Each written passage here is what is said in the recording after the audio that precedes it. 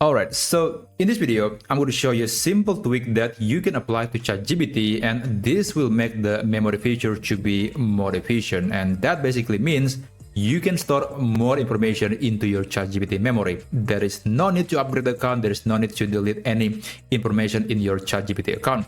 Now, this is actually the sequel of my previous video on how you can deal with the full memory problem in ChatGPT. And if you are interested, you can check the video on my channel. But to save you some time, basically in that video, I was talking about how you can utilize the way ChatGPT memory works to make the information in the memory to be more compressed. So in ChatGPT, the memory works on a token-based system, and that basically means it doesn't matter how many items you have in your ChatGPT memory. What matters here is the number of tokens, or let's say the number of words in the whole memory. And with that, we can actually store the same amount of information, but if we choose the correct words, then we can make the memory to be more efficient. Now, I think the simplest way to describe it is basically if you want to describe something like wonderful or magnificent or amazing or something like that, you can use words like super or great, because that's basically the same thing. It has the same meaning. And because the word super contains less characters than, let's say, wonderful, marvelous, or out of this world, then the word super is actually more condensed, and it is actually a great way to store information in the ChatGPT memory. And sometimes you can even ignore grammar. And I like to call this technique to be the caveman method, because when you're storing information, you don't have to be 100% perfect grammar, because AI, large language model, is very good at understanding even when there is mistake in the sentence or structure, or maybe the word is not exactly correct. AI can still understand that.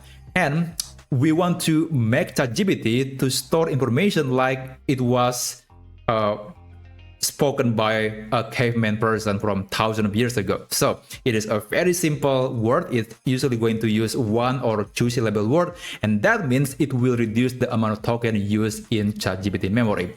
Now, before I show you, I'll show you the prompt or the setting that you can apply, let me just store one information before I'm applying that method, and you'll see the difference before and after using this technique. And for this demonstration, I'm going to use this prompt or this instruction that I'm going to help to ChatGPT to save into its memory. Okay, I'm going to send a message, and you'll see that it will confirm that, yep, the information has been saved into its memory. Okay, there you go. So it has been saved. And if I navigate to personalization and go to the memory list, you will see that I got this sentence. This is actually the memory that has been saved based on that instruction. It is actually not long, it is not the same wording anymore, and it's a bit more concise, but we can make it even more concise. Now I'm going to just delete this, and I'm going to try again, but I'm going to apply the setting first.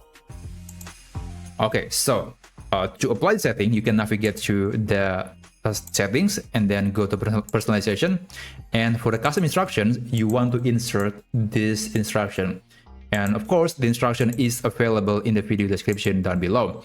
When saving information to memory, make sure it is extremely concise and efficient. Choose shorter words. Perfect grammar is not mandatory. Use 1 or 2 syllable words, and use special characters to condense information when possible. For example, instead of using the word "and", it can just use the character ampersand, because again, it is basically the same thing. Now I'm going to save the instruction, and I'm going to send the same message to ChatGPT, and you'll see that this time around it's going to be much more concise. Okay, just send a message and just wait for it to process the instruction and save that into memory. And there you go. I'm going to open the personalization again, and you'll see that now it is much more concise. I think it only consumes half the amount of token, and that is a great way to utilize or to get the most out of ChatGPT memory feature. So I think that's very useful, especially if you have a problem, keep hitting the limit of ChatGPT memory. I think this is a great way to make sure that the information is arranged as concise as possible in ChatGPT. So I think that's basically it. Thank you so much for watching, and I'll see you on my next video. Have a great day.